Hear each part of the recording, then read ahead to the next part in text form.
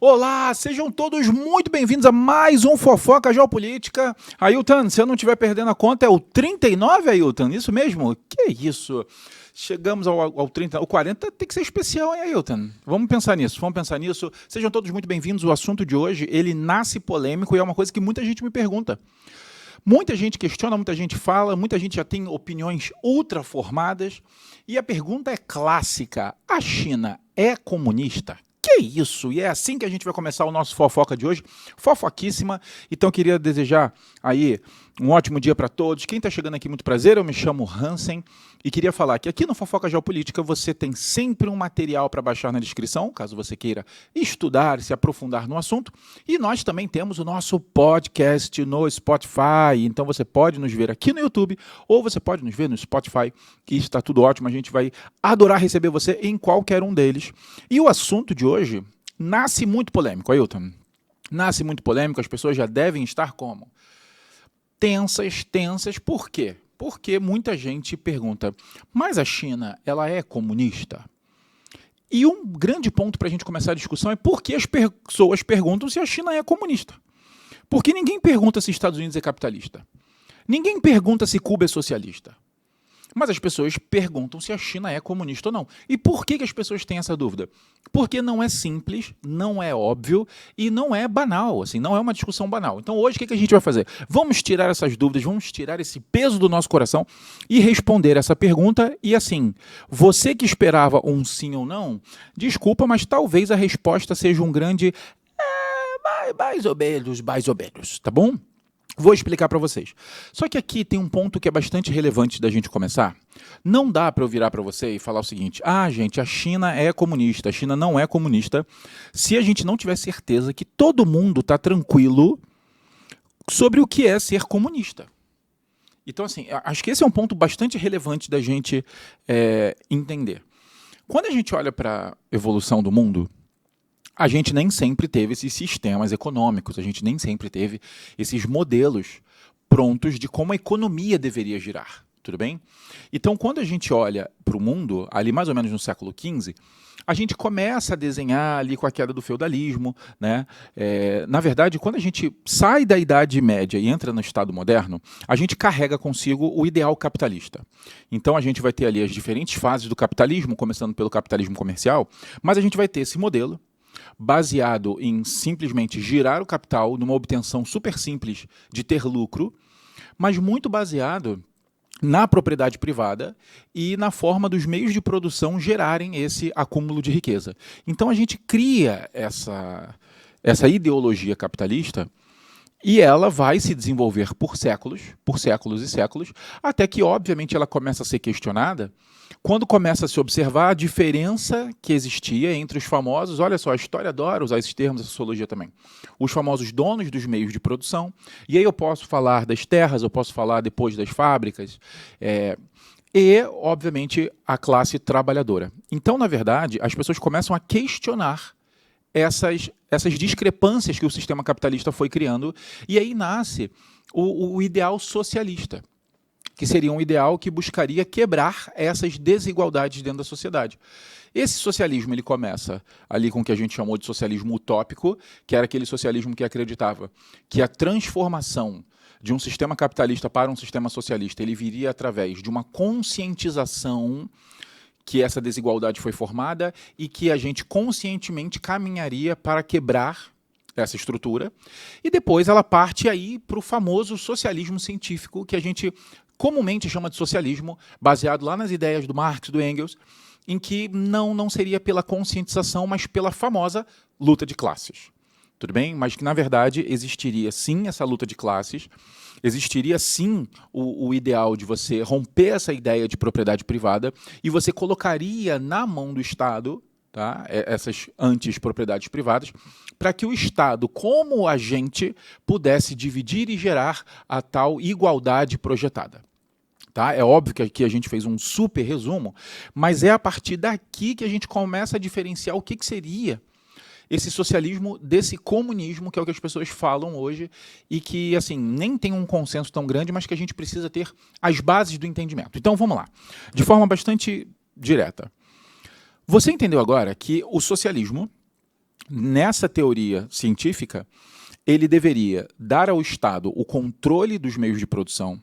A gente deveria quebrar essa ideia da propriedade privada para que o Estado pudesse gerar uma igualdade na sociedade, de tal modo que deveria acabar a ideia de classes e todo mundo seria de uma mesma classe.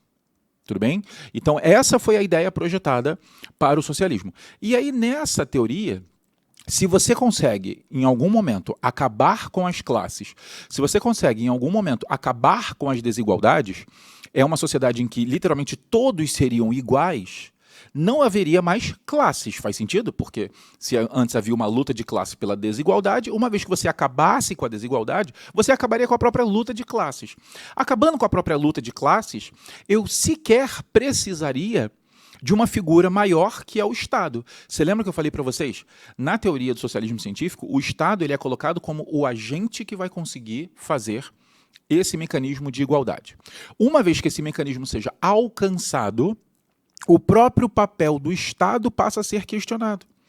O próprio papel de ter um poder central com essa missão passa a ser questionado porque alcançaria-se uma sociedade igual, sem classes. E aí, o próprio governo da sociedade, uma vez que todos são iguais, seria feito através da cooperação entre os indivíduos. E nesse momento, alcançaria-se o que chamam de comunismo. Então, em resumo, o que a gente pode falar? Muitas pessoas simplificam, e eu gosto dessa simplificação, porque ela é inteligente até, fala, cara, entenda o comunismo como uma etapa do socialismo, como uma etapa posterior. É como se o comunismo fosse o final da trajetória socialista, na qual o socialismo usaria o Estado, combateria as propriedades privadas e buscaria essa igualdade, a ponto que, com o fim das classes sociais diferentes e todo mundo vivendo uma mesma situação, extinguiria-se o Estado e passaríamos a ter uma cooperação entre os indivíduos numa sociedade sem desigualdade, que seria, aí sim, o modelo comunista, um modelo em que sequer o Estado é necessário. Então, gente, por que isso gera tanto debate? Porque muitas pessoas partem do princípio assim, gente, e muita gente fala isso, não existe país comunista, se você parar para pensar nisso. Não existe país comunista, porque não há um país que tenha alcançado esse princípio de romper toda e qualquer desigualdade, ao ponto de não ter mais a estrutura do Estado. Então, quando você olha os países que são acusados, que são apontados ou elogiados, porque depende de quem está falando, e são chamados de comunistas, no fundo, eles não chegaram a essa estrutura sem Estado. Então, quando a gente pensa, aí sim, em exemplos socialistas, quando você olha, por exemplo, para Cuba, tem um Estado ultra forte. Quando você pensa na própria China, que é chamada de comunista, ela tem um Estado ultra forte. Então, a gente em nenhum momento assistiu na história esse grau em que o Estado realmente deixou de ser usado e necessário porque atingiria-se esse objetivo. Ficou claro, então? Então, assim, primeiro ponto é, por que as pessoas trazem tanto essa discussão? As pessoas trazem tanto essa discussão porque a China ela é comandada pelo Partido Comunista Chinês. Então, eu acho zero boba essa discussão. Zero boba. E às vezes eu acho que as pessoas perdem um pouco a mão nessa discussão. Porque falam assim, as pessoas falam isso, mas as pessoas não sabem que o Estado deveria ter acabado. Sinceramente, eu não sei se todo mundo sabe toda essa trajetória que a gente contou. E depois, é coerente as pessoas terem dúvida, uma vez que a China ela é comandada há mais de 70 anos pelo Partido Comunista Chinês, o famoso PCCH. Então, essa dúvida eu acho legítima, e é inclusive por isso que nós estamos aqui, o quê? Fazendo esse episódio, para a gente poder debater e explicar um pouco de como a China chegou até onde ela está e o que a China é, então. Tá? O que a China é, então. Beleza? Ailton, eu imagino que as pessoas estejam como agora? Sem fôlego. Sem fôlego, né? Já, caraca, entendi. Porque a ideia é que essa abertura seja realmente breve, uma introdução. E se você está curtindo, obviamente, curte, né, gente? Que é isso, não custa nada, dá uma curtida, tem ele. Spotify, fez nada, pum, 5 estrelas, né? Se não quero dar 5 estrelas, então não precisa fazer nada também. Não, né? Não vamos forçar. Não quero dar 5 estrelas. Então a vida tem mais, pode seguir a vida. E agora vamos começar a falar da China e como ela chegou. E principalmente, quais são os argumentos de quem critica e quais são os argumentos de quem defende o sistema chinês, tá? Vamos lá, gente, de forma super simples. A China foi um país que ao longo da história teve muito poder, muito poder. Nós estamos acostumados a estudar uma história muito europeia e depois, consequentemente, americana. O que eu quero dizer para você é que, em resumo, a gente estuda uma história recente. A gente estuda muito a partir da expansão marítima. É muito comum, não sei qual foi a primeira matéria de história que você lembra, assim, tipo. É muito comum começar a história pela expansão marítima. E aí a gente estuda alguns assuntos anteriores quase como isolados. História antiga, sociedades antigas, a gente estuda períodos feudais, etc. Mas é muito comum a gente começar, com muitas aspas aí, a estudar a história a partir das expansões marítimas. Então a gente assiste esse conteúdo numa visão em que os europeus centralizam o poder. E, gente, é verdade. Se você olhar os últimos 500 anos, o poder ele foi muito concentrado na mão dos europeus. Depois a gente teve ali, principalmente com a ascensão dos Estados Unidos, um deslocamento, mas sempre um deslocamento ocidental do poder. Foi assim que a gente sempre viu. Mas é importante você saber que ao longo da história da humanidade, a Ásia, ela foi por mais tempo o coração econômico do mundo. E a China foi o país que mais anos passou como a grande potência mundial. É importante vocês entenderem isso. Então, a China ela teve um histórico muito potente. Só que a China ela entra em períodos muito, muito ruins. E períodos, inclusive, a gente pode falar de períodos de miséria. A China ela quebra, principalmente nesses últimos anos. E o que vai acontecer no século XX, depois de passar por invasões japonesas, depois de passar pela Segunda Guerra Mundial, aí você vira e fala assim, China e Segunda Guerra Mundial, Hansen? Gente, vamos lá. Como eu falei para vocês, a gente estuda muito o lado europeu. Mas a Segunda Guerra Mundial, ela teve desdobramentos no norte da África, ela teve desdobramentos na Ásia, e a guerra mais famosa da Segunda Guerra Mundial asiática foi uma guerra chamada Guerra Sino-Japonesa. Sino quer dizer chinês. Então a Guerra Sino-Japonesa é literalmente uma guerra entre China e Japão, que vai acontecer entre 1937 e 1945, e muita gente nem fala. Gente, eu não sei, se vocês puderem botar aí no comentário, quando vocês estudaram Segunda Guerra Mundial, vocês tiveram essa parte do conteúdo da guerra sino-japonesa entre China e Japão, que começou inclusive antes da Segunda Guerra Mundial. A Segunda Guerra data de 39, a guerra sino-japonesa data de 37. Então é importante você entender, e aqui vai começar o nosso recorte da aula, para eu explicar para você como é que é o sistema chinês, para a gente responder a grande pergunta desse episódio, é comunista, não é comunista, e de onde vem essa dúvida? Quando a gente está na Segunda Guerra Mundial, a China tem um inimigo muito óbvio, que é o Japão. E o Japão era o inimigo, então meio que a sociedade chinesa tinha, em conjunto, um grande inimigo, era o Japão. Com a derrota do Japão, principalmente depois das bombas de Hiroshima e Nagasaki, e a China, né, tendo que se reconstruir, é preciso decidir quem vai comandar esse país. E a China, gente, ela tinha diferentes partidos, ela tinha diferentes ideologias. A gente, inclusive, estuda nesse período ali, do final da Segunda Guerra em 45 até 49, a gente estuda dois principais partidos na China. O Partido Comunista Chinês, tá, que não nasce aí, ele é fundado em 1921, é importante você saber. O Partido Comunista Chinês, de um lado, eu não preciso nem falar, que era um partido de esquerda, socialista, com o ideal comunista, tá? Por isso ele chamava Partido Comunista, e você já entendeu toda essa caminhada. E do outro lado, nós tínhamos outros partidos, mas a gente destaca um chamado Kuomintang, que era um partido de direita liberal nacionalista chinês. Então, sim, a China ela não tinha um consenso, é importante você saber disso. E há uma disputa de poder para saber quem vai controlar a China, qual vai ser o poder que vai nortear agora essa retomada chinesa. E quem chega ao poder em 49 é o Partido Comunista Chinês com Mao Tse-tung. Então é muito importante você entender que a China, a partir de 49, ela assume uma postura declaradamente socialista, tá? E você já entendeu por quê? Porque o Mao Tse-tung vai controlar o poder na mão do Estado. O Mao Tse-tung, ele nas suas primeiras reformas, uma das coisas que ele faz é praticamente acabar com a ideia da propriedade privada na China. Raríssimos exemplos.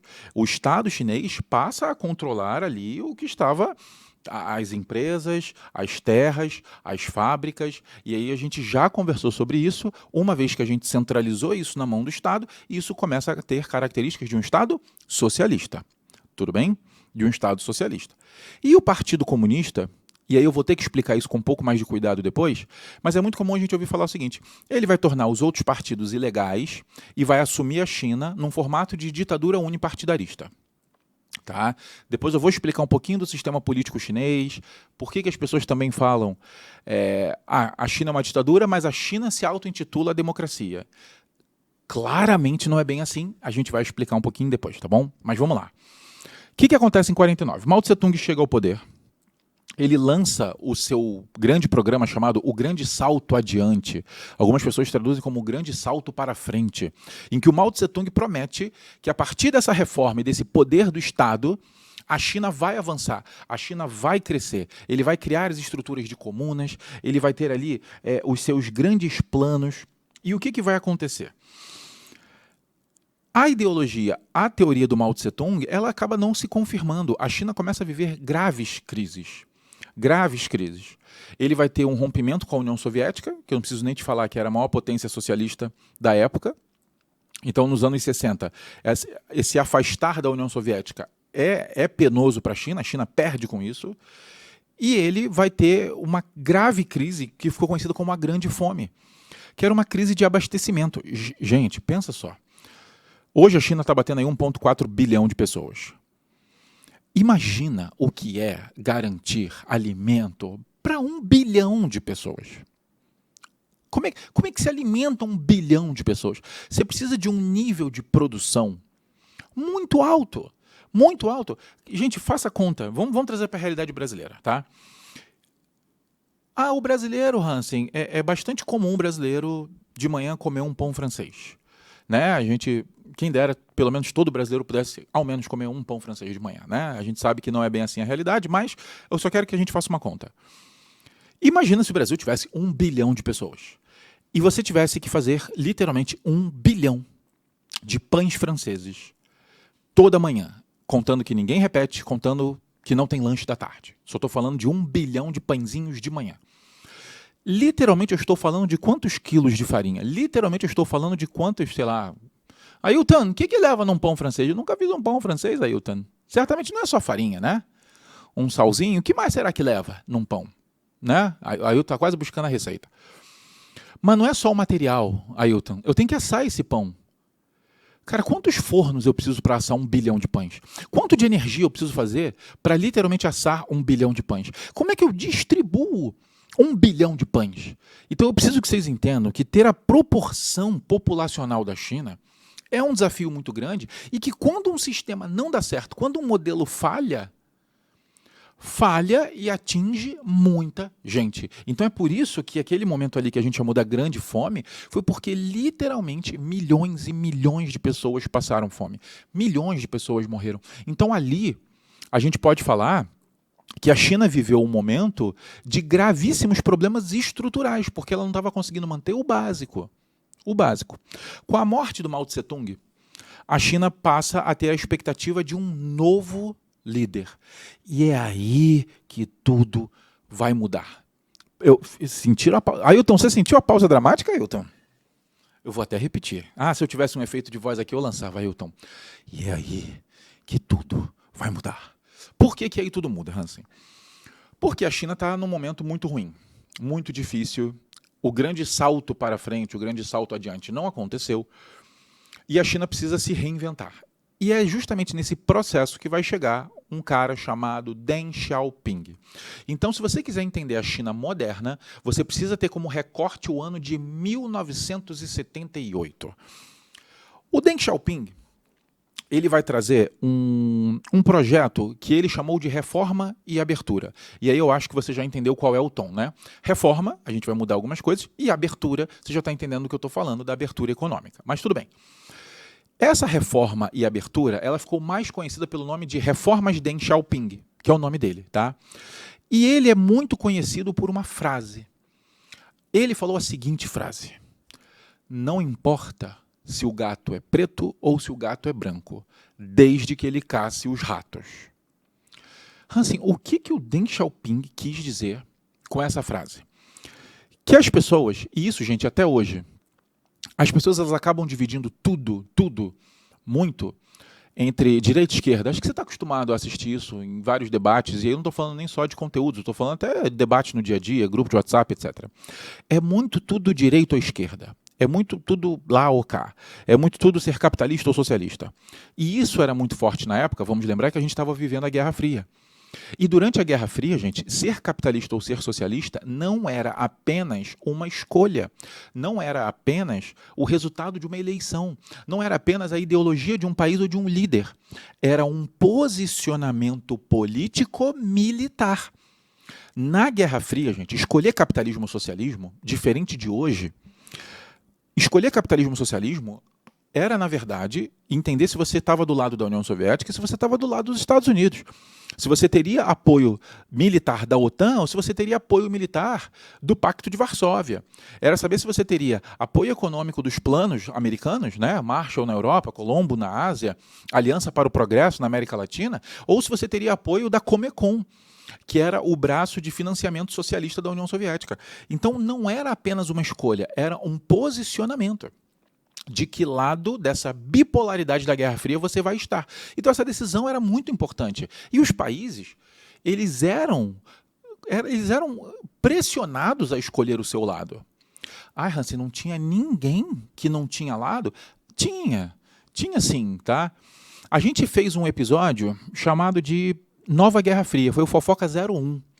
Ailton, será que os alunos gostariam de um fofoca sobre Guerra Fria, não sobre a Nova Guerra Fria?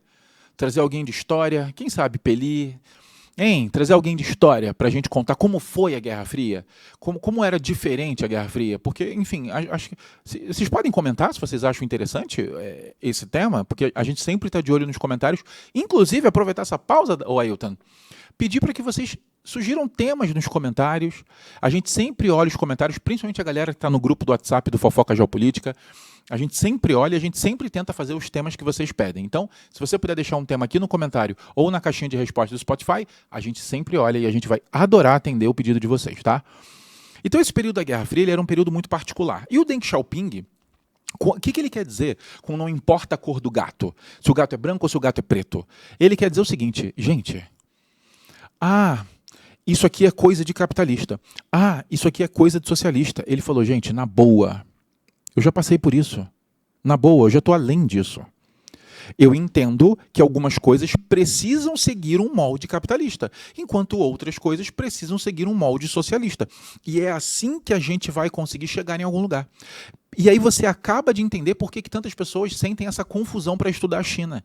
Porque as pessoas ainda têm esse pensamento muito yin ou yang, 880, sabe? Do tipo, não, ou é capitalista ou é socialista. Quando o próprio Deng Xiaoping avisou em 1978 que a China não se construiria assim e que ele não tinha o menor problema de ser um país socialista com prática capitalista, o menor problema, e a frase dele é bem clara, desde que o gato casse o rato. O que ele quer dizer com isso? Eu tenho um problema. Como é que eu resolvo esse problema? De um jeito capitalista. Capitalista será. Como é que eu resolvo esse problema? De um jeito socialista. E socialista será. Então, assim, eu acho que o ponto central para a gente entender a discussão desse episódio é você entender esse ponto que eu trouxe. Esse comentário explica muito. Porque é exatamente isso que o Deng Xiaoping traz nas suas reformas. E aí muita gente começa a chamar a China de quê? China, um país, dois sistemas. Esse termo fica muito mais forte quando Hong Kong volta a fazer parte da China em 97. Hong Kong foi uma colônia britânica, gente. Quando Hong Kong volta a fazer parte da China em 97, Hong Kong tem um sistema não só capitalista, como um capitalismo bem liberal, tá? Muitos especialistas falam que Hong Kong, olha que loucura, que agora é chinês, né, desde 97, que Hong Kong tem o melhor funcionamento liberal do mundo. Algumas pessoas falam, cara, a forma como o capital se desenvolve em Hong Kong é em um grau de funcionalidade que muitas pessoas apontam que é o mais bem feito. Olha que loucura, olha que contradição dentro da China, tá? E aí muita gente passa a usar esse termo um país, dois sistemas, principalmente a partir de Hong Kong. Mas, na verdade, desde 1978 que a gente tem esse posicionamento de um país, dois sistemas na China. Eu acho que isso já explica muito do porquê existe uma confusão. Tudo bem, gente? Por que existe essa confusão? Beleza, Hansen, entendi a proposta do Deng Xiaoping. Mas como é que o Deng Xiaoping vai fazer isso, Hansen? Ele vai fazer isso do jeito que ele acha que tem que fazer. Então, ele, ao mesmo tempo, vai promover abertura econômica. O Deng Xiaoping ele afirma que ele vai acabar com essa ideia de não existência de propriedade privada. Ele fala, não, pode voltar a ter sim. Pode voltar a ter sim.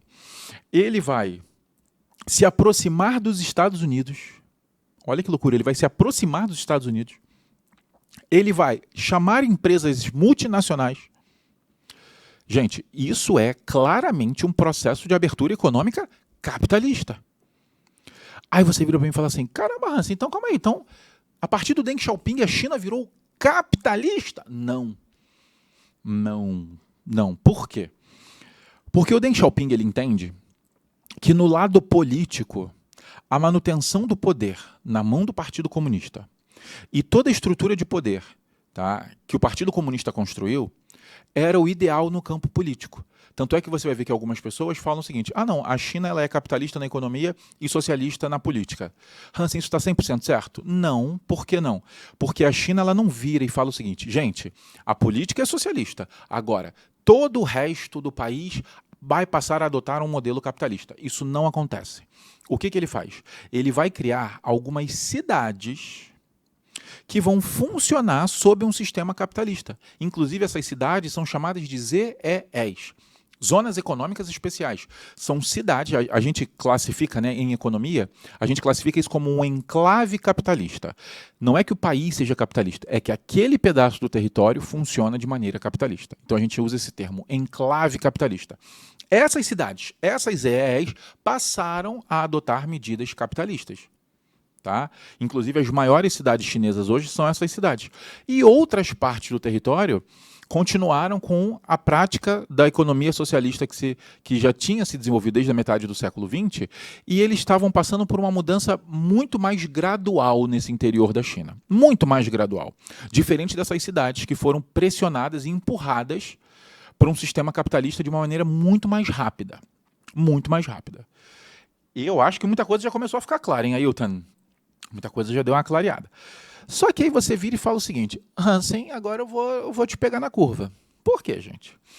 Você acabou de me falar que a gente estava vivendo a Guerra Fria e que adotar uma medida dessa era um posicionamento político, militar, econômico. Não era assim. Então, como é que rolou isso? Deng Xiaoping ligou Estados Unidos? Falou, hey, tio Sam, tudo bem? Chega mais, vamos trocar ideia. Não foi assim, até porque vamos lembrar que você tem a questão da opinião pública, que você tem a questão da China como um importantíssimo representante do bloco socialista. Gente, não vamos esquecer que o ano é 78, ou seja, a União Soviética já estava caminhando para profundas crises que vão estourar nos anos 80. Vocês já estudaram isso, a crise da União Soviética, né? Aliás, outro tema aí, hein, Ailton? Hoje eu estou inspirado, hein?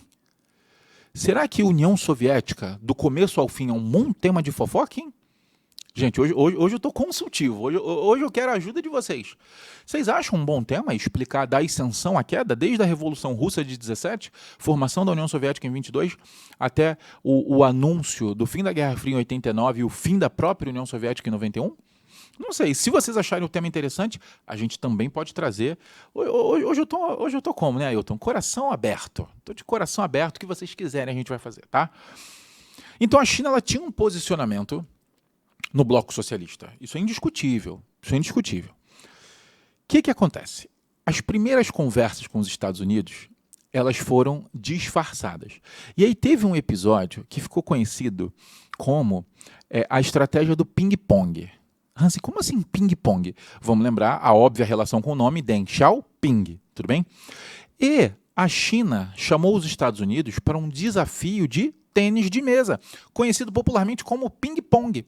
Num discurso de não, isso aqui é uma batalha esportiva, a gente quer mostrar que a gente é melhor. E eles também. Eles disfarçaram algumas reuniões atrás dessa disputa de ping-pong, literalmente, em que o Estado chinês conversou com representantes do Estado americano e que esses dois estados estavam ali negociando essa abertura, essa chegada, as empresas americanas indo para a China. Não vamos esquecer que nos anos 70, a gente estava vivendo a crise do Fordismo. Estados Unidos estava em busca de lugares mais baratos para produzir. Estados Unidos queria isso, ele queria pegar algumas de suas fábricas e mandar para países mais baratos. Se você, por acaso, dá uma olhada, por exemplo, na história da Nike, a história da Nike ela já começa não produzindo nos Estados Unidos. Ela tem algumas produções americanas, depois ela abre até algumas fábricas, mas ela começa produzindo no Japão e depois ela parte para produzir em outros lugares da Ásia. Vocês devem ter ouvido, inclusive, vários escândalos aconteceram, a Nike, enfim. A história da Nike também é uma história... Do ponto de vista produtivo, ela explica muito do que acontecia no mundo, tá? Então havia esse interesse de mandar fábricas para lugares mais baratos e a Ásia era um lugar que as fábricas estavam de olho. Então existiu sim essa conversa, até que já nos anos 80 a gente começa a observar a chegada de McDonald's na China. Você sabe que a China tem a maior fábrica da Apple do mundo. Então, assim, isso passou a ser controlado, sem que o Estado chinês perdesse o seu poder. E daí vem a confusão. O Deng Xiaoping ele arrumou um jeito de fazer a economia adotar medidas capitalistas, enquanto o Estado mantinha a sua postura socialista. Tudo bem? Então a gente bota o Deng Xiaoping como esse marco. Que é isso, hein, Ailton? Que é isso, hein? Até dar uma respirada. Acho que todo mundo entendeu, tá? Acho que você já entendeu que a resposta é... Hansen, então se eu tivesse que escrever qual é o modelo chinês, tem uma resposta, digamos, mais correta, embora não seja nem se o termo seja mais correto, mas existe uma resposta mais aceita para isso? Sim, a resposta é: a China é um país que adotou o socialismo de mercado. Esse é o termo que a gente mais usa. Então, qual é o modelo chinês na prática? Ele é um socialismo de mercado. Ele mantém estruturas das duas características. Tudo bem? Então, vamos lá. Continuando, aí você fala assim, Hansen, eu tô achando que você pulou várias críticas que as pessoas fazem à China. Que isso, gente? Você já viu uma boa... Ailton, você já viu uma boa fofoca guardar alguma coisa, Ailton? Fofoca boa nunca é pela metade, gente. Pelo amor de Deus. Fofoca boa, ela continua, ela cresce. Vamos lá. Onde estão as críticas e também onde estão os elogios? Gente, uma segunda discussão, logo depois de ser comunista ou não, e acho que a gente já passou por essa, é se a China é ou não uma ditadura. Acho que essa... Inclusive, muitas pessoas criticam a partir do termo comunismo, mas, na verdade, as críticas que elas estão fazendo ali são críticas muito associadas a uma posição mais autoritária, mais autárquica. Lembra que no episódio de democracia eu expliquei para vocês, o termo ditadura, ele é um termo muito comum na América Latina. O termo de ciência política mais usado para esse modelo seriam modelos autárquicos. Então, as críticas que as pessoas fazem, a China ela é comunista e ela faz A, B e C, essas críticas muito mais são direcionadas a essa postura ditatorial. E aí você fala assim, Hansen, por que as pessoas falam dessa ditadura chinesa e por que algumas pessoas falam que não é uma ditadura chinesa e o que a China fala sobre isso? Acho importante a gente trazer os 3 pontos. Primeiro, a China ela diz que ela não vive uma ditadura, tá? Palavras do governo chinês. Nós não vivemos uma ditadura, nós vivemos uma democracia nos nossos moldes. É o que eles falam. Inclusive, se você quiser ter um objeto de consulta, em 2021 a China lançou um documento chamado Livro Branco. E esse Livro Branco, ela traz ali, segundo ela, os pilares da sua democracia. Aí você fala assim, Hansen, mas como é que a China fala que é uma democracia? Qual é o argumento da China para isso? Vamos lá, gente. O argumento da China para isso é que, assim, sendo bastante franco, a China tem eleições. Só que as eleições chinesas são eleições locais. Eles fazem eleições em algumas esferas municipais, eles fazem eleições em algumas esferas até no nível dos condados, mas a população ela não participa da escolha dos grandes dirigentes. E aí é que está o grande questionamento. Tá? Hansen, a China não pode ter um modelo democrático dela? Gente, pode. Na verdade, a minha crítica não é em torno de ter ou não o seu modelo democrático. Até porque a gente pode trabalhar para melhorar os modelos democráticos do mundo. Né? A Noruega é o país considerado que tem o melhor funcionamento democrático do mundo. Eu acho que todo mundo poderia olhar para a Noruega, ver o que funciona e melhorar. Acho que toda democracia pode ser melhorada, inclusive a norueguesa. Não sei se vocês sabem, eu tenho uma relação próxima, né? Eu sou de família norueguesa. O Hansen é norueguês. Então, assim, eu tenho a gente que é descendente de Odin. Então, assim, e a própria democracia norueguesa tem pontos de crítica que pode melhorar. Então, assim, acho que toda democracia pode melhorar. Só que o caso chinês, e aí estão as críticas, antes de eu falar do funcionamento do Estado chinês, vamos ser sinceros, o Estado chinês controla a mídia. E, coincidentemente, é uma mídia que fala aquilo que o Estado quer. Um dos pilares da democracia, como a gente já conversou, são liberdades civis, e uma das mais importantes é a liberdade de imprensa. E isso não tem na China. Isso não tem na China, tá? Outra coisa que ela controla é a internet. Então, por exemplo, para você usar o WhatsApp, para você abrir um Facebook, você precisa usar ali uns VPNs, porque normalmente não funciona. Não funciona. O próprio TikTok, que é uma empresa chinesa, na China ele se chama Douyin. Ele não se chama TikTok, não é a mesma estrutura. Tem uma estrutura local e tem uma estrutura mundial para um produto que é chinês. Então, é importante a gente entender isso.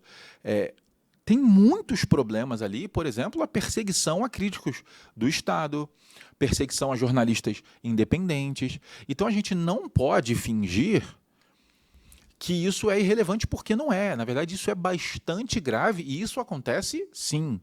Isso é fato, gente. Isso acontece. Então, de novo, quando a gente tenta levar essa discussão num campo muito raso, num campo muito simplório, fica essa discussão de algumas pessoas que criticam, mas não conhecem tanto, e algumas pessoas que defendem, mas talvez também não conheçam tanto, e a gente acaba não entendendo como acontece de verdade. E aqui eu estou explicando para vocês. Quando alguém que defende vai lá e fala, mas a China tem eleições. É verdade, só que essas eleições não estão nas esferas mais poderosas, e daqui a pouco eu te explico como é que se forma essa esfera mais poderosa. Mas na prática tem eleição. Tem eleição. Inclusive, eles têm um órgão lá, que eles chamam de Congresso Nacional do Povo, em que a população ela é chamada para votar em algumas decisões. A população ela tem participação para você demitir ou até admitir novos funcionários em cargos chaves, por exemplo, de serviços da cidade, etc. Em alguns momentos até, em algumas leis, a população pode até opinar. Então, a China fala, cara, nós temos mecanismos de participação política da população. Só que aí, gente, agora é minha opinião. Isso não te dá o título de democrático. Se você não assistiu o Fofoca 37 sobre o que é uma democracia, eu sugiro fortemente, porque eu acho que ali a gente faz debates muito relevantes e a gente explica isso.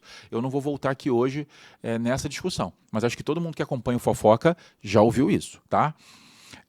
Então, tem esses problemas. Mas, vamos lá, continuando, o que acontece? Ao mesmo tempo, em 2017, a China fez uma eleição com 900 milhões de eleitores. Assim, são decisões menores? São, mas isso também é um fato. 900 milhões de pessoas foram às urnas votar. Isso tem o Guinness Book de maior eleição da história. Maior eleição do mundo. Claro, né? Não dá para fazer uma eleição desse tamanho com os países, porque os países não têm essa quantidade de gente para votar. Só a Índia poderia fazer a mesma coisa. Mas vocês entenderam o que eu quero dizer. Vocês entenderam? Então, assim, é contraditório muitas vezes? É difícil de entender? É por isso que eu estou aqui para explicar. A verdade, ela não é, como eu falei para vocês, uma única resposta. A China, ela é um grande exemplo de mais ou menos. É muito mais ou menos para cada lado. Tá? Então, vamos lá. Continuando, outra coisa que a China contesta e que ela muitas vezes é criticada é o fato dela ser unipartidarista. E a China diz que ela não é unipartidarista. Aí você fala assim, Hansen, como a China fala que não é unipartidarista, Hansen? como a China fala isso? Gente, é porque na China, quem manda é o Partido Comunista Chinês. Só que, dentro da estrutura de governo, existem outros 8 partidos que reconhecem o Partido Comunista Chinês como aquele que controla a China. E esses 8 partidos cooperam, colaboram e apoiam o Partido Comunista Chinês. E eles, na verdade, ficam com cargos menores. Eles tomam conta de organismos menores do Estado chinês. Então, o partido A, ele toma conta do setor ali de energia e etc. Ele tem representantes ali nos ministérios de energia. O partido tal. Mas, no fundo, gente, a gente sabe que é uma estrutura que gira sempre em torno do Partido Comunista Chinês. Então, na prática, a gente até pode falar que a China é sim um país unipartidarista, tá? Mas essa informação não posso deixar de dar a vocês. Na Constituição lá do poder chinês, existe realmente um grupo de 8 partidos que todos colaboram e assinam embaixo o que o Partido Comunista faz. Então a gente pode falar quase como se fossem assim subpartidos que estão ali, tá? Outro ponto que as pessoas criticam muito. Hansen, propriedade privada. Realmente existe propriedade privada na China? Existe, gente. Existe sim. Inclusive a China, ela vive um boom de especulação imobiliária. Porque o preço dos imóveis aumentou muito. Aumentou muito, tá? E então, sim, existe a ideia de propriedade privada na China. Isso é verdade. Inclusive, a China passou a ser o país com mais bilionários no mundo. Tá? Obviamente, esses bilionários chineses são donos de grandes empresas. Aí você vira e fala assim, calma aí, Hans, mas eu achei que na China toda empresa fosse do Estado chinês. Isso é uma outra confusão que acontece. Do Estado, 100% do Estado chinês, calcula-se que aproximadamente 3% das empresas sejam. Só 3. Aí você, só 3? Só 3. Só 3. Embora essas 3 sejam gigantes e produzam ali perto de 30% do que a China produz. Tá? São gigantescas. Mas só 3% das empresas.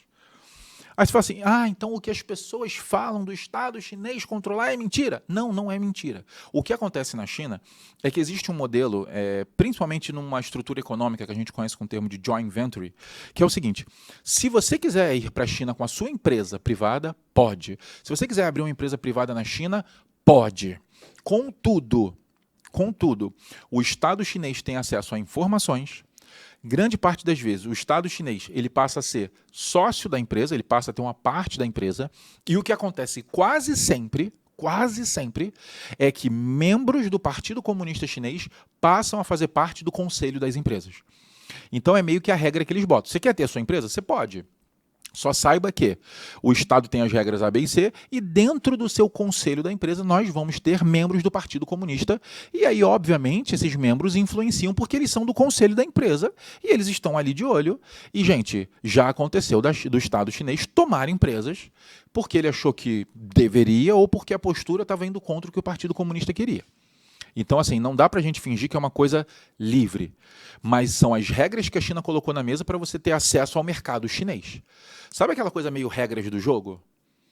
Uma coisa que ficou muito falada semana passada, com toda aquela treta do Elon Musk e o Alexandre de Moraes, o STF no Brasil, o Twitter e etc., muitas pessoas começaram a falar o seguinte, ô Elon Musk, você fala pra caramba daqui das liberdades, mas você tem várias fábricas na China. E você aceitou jogar o jogo chinês. Com tudo que o Estado chinês faz de controle, etc., você aceitou. E você é dono de rede social. E a China controla a rede social. Inclusive, muita gente falou isso quando o Elon Musk ganhou os holofotes semana passada. Muita gente falou isso. E então, gente, é importante vocês entenderem que o jogo é esse. E, inclusive, agora vem um tom fofocão pra caramba.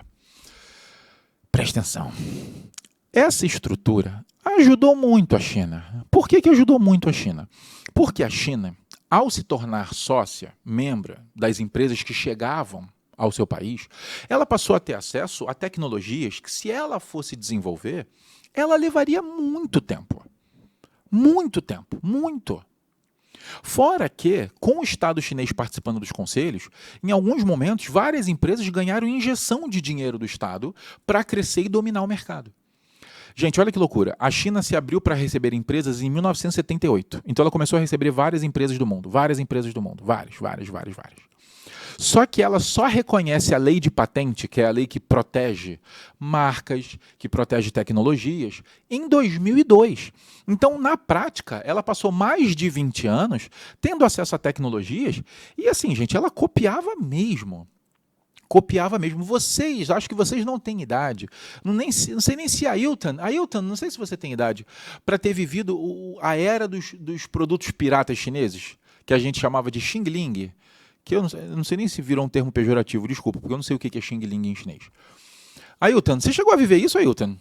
A época dos piratões chineses? Gente, eram as coisas muito loucas. Ailton, posso te fazer uma... Você fala uma coisa para mim, Ailton? Tinha um tênis que se escrevia assim, Ailton. N-A-I-K-E. Qual é o nome desse tênis, Ailton? Nike. Ué, vai dizer que não é, Ailton? Nike. Já ouviu falar no carro chamado Toyota Corolla? Corolla é possivelmente o carro mais famoso da Toyota, certamente no Brasil. O Corolla se escreve com 2 L's. Eles chegaram a lançar um Corolla com L só, Ailton. E como é que se lê o Corolla com L só, Ailton? Corolla? É Corolla. E o iPhone? Vocês não viveram o iPhone. Vocês não têm idade para ter vivido o iPhone. É um iPhone com H na frente. Tinha até uma versão com W na frente. O iPhone. Era igualzinho um iPhone, só que puxava uma antena, tinha TV, era uma parada meio doida, assim. Mas, por muito tempo, eles realmente copiaram os produtos e usaram isso para desenvolver. E, Hansen, mas isso é espionagem industrial, etc.? Gente, mas as empresas jogaram esse jogo para ter acesso ao mercado chinês, aos incentivos chineses, ao acesso à mão de obra extremamente barata na China. Então é importante vocês saberem que muitas empresas toparam jogar esse jogo. O que só torna tudo mais confuso. Então o Estado chinês faz realmente o que fazem? De participar de conselho, de botar membro do Partido Comunista lá dentro? Sim, eles fazem isso. Isso é fato também. E aí tem uma curiosidade. Mas Ailton, tem funcionário suficiente para isso tudo? Gente, quantas pessoas tem no Partido Comunista Chinês? Você sabe quantas pessoas tem no Partido Comunista Chinês, Ailton? 96,7 milhões de pessoas fazem parte do Partido Comunista Chinês. Tá? Inclusive, não sei se você sabe, o Partido Comunista Chinês tem um programa de estágio. Você sabia disso, Ailton? Se você quiser um dia ser líder chinês, você precisa passar por todo o programa de... É quase um trainee lá. Tem um primeiro nível que chama de estagiário, que eles chamam de K1, que eles abrem, são 7 milhões de vagas. E aí você tem 7 estágios até você se tornar um Fugo. Um Fugo, você já é tipo um conselheiro, e são só 360 vagas. Olha esse funil, entram 7 milhões, 360 fazem parte da alta cúpula do Partido Comunista Chinês. Eles calculam que levam quase 30 anos para você sair de um K1, estagiário, para um Fugo, que é um conselheiro. E aí, desses 360, quem continua? Entra num grupo de 25, que aí já é uma cúpula mais alta. Desses 25, você tem um grupo de 7, e esses 7 são quem governam na prática, e desses 7 sai um, que é o primeiro, que é o presidente, né, o chinês, que é o líder do Partido Comunista, o atual Xi Jinping. O próprio Xi Jinping fez todos os níveis, do estagiário ao líder. Mais de 30 anos para chegar onde ele chegou, e agora ele está lá vitaliciamente. Tá? Então, assim, essas estruturas, a China vê como a estrutura dela, a gente questiona pelo abuso de poder, porque não tem como questionar o que o Estado faz. Então, existem posturas ditatoriais? Sem dúvida existem. Não dá para controlar a imprensa, não dá para você fechar a empresa, não dá para você tomar negócios sem falar isso. Sem ter uma postura ditatorial, como eu já falei para vocês, o termo melhor, autárquica. Então isso acontece, o que só torna mais confusa essa discussão. Porque realmente a China tem cidades de comércio super livres, de economia cada vez mais livres. Quando você olha Xangai, quando você olha Hong Kong, quando você olha Pequim, quando você olha Guangzhou, são cidades enormes, riquíssimas. O Banco Mundial disse que a China tirou 850 milhões de pessoas da extrema pobreza. A China, como eu falei para vocês, é o país que mais tem bilionários no mundo. A China é a empresa que mais vende computadores com a Lenovo. A China é a empresa é o país que lidera com a Huawei a tecnologia 5G. A revolução dos carros elétricos passa pela China, tanto com a BYD, né, que está invadindo o Brasil, está crescendo pra caramba no Brasil com carro elétrico, quanto com o recém-lançamento do carro da Xiaomi, que é a empresa de telefonia, que fez o seu carro. Um carro elétrico que ela faz um a cada 76 segundos. Você ouviu isso, Ailton? Xiaomi fez uma fábrica controlada por robôs que libera um carro a cada 76 segundos. Então a gente não pode fingir que a China também não está numa vanguarda tecnológica. É a segunda economia do mundo, mas tem vários e vários e vários problemas internos, políticos, sociais e econômicos, sem dúvida. Sem dúvida. Tá? Agora, que cresce veementemente, cresce. E é aí que a gente começa a ficar nessa dúvida. Como é que um país pode ser comunista e ter o maior número de bilionários do mundo? Gente, teoricamente, isso não pode existir. Tá? Porque não dá para ter essa discrepância e chamar de comunista, uma vez que o comunismo seria atingido através do extermínio das diferenças entre classes. E não é o que a gente assiste lá. Agora, as outras coisas que falam que ela é socialista de mercado, sim, que o Estado chinês tem o poder controlado na mão do Partido Comunista Chinês, que toma atitudes ditatoriais, isso também é verdade. Foi por isso que eu falei no começo do episódio. Hoje vai ser um grande, mais ou menos, nada é tão assim como dizem, mas acho importante vocês entenderem que esse assunto é interessante, inclusive tem outras coisas que a gente pode falar sobre China. A gente não falou crescimento militar, a gente não falou da tensão com Taiwan, a gente não falou da tensão com Hong Kong. Tem muito assunto aí para a gente falar de China, mas eu espero que a resposta para a grande pergunta que é se ela é comunista tenha sido respondida. Gente, não deixe de dar uma curtida aqui, comenta quais temas você quer, segue a gente no Spotify, dá 5 estrelas, compartilha com os 1000 amigos mais próximos. Que é isso, hein, Ailton? Abri aqui, agora parecia cartinha do Papai Noel. Pedi um monte de coisa, mas falando sério, gente, a gente faz isso aqui, espero que vocês gostem muito, ó. Beijo enorme no coração de vocês, para mim é um prazer estar aqui. Até a semana que vem. Ailton, obrigado por tudo, todo mundo que acompanha, um beijo, tchau, até o próximo Fofoca Geopolítica.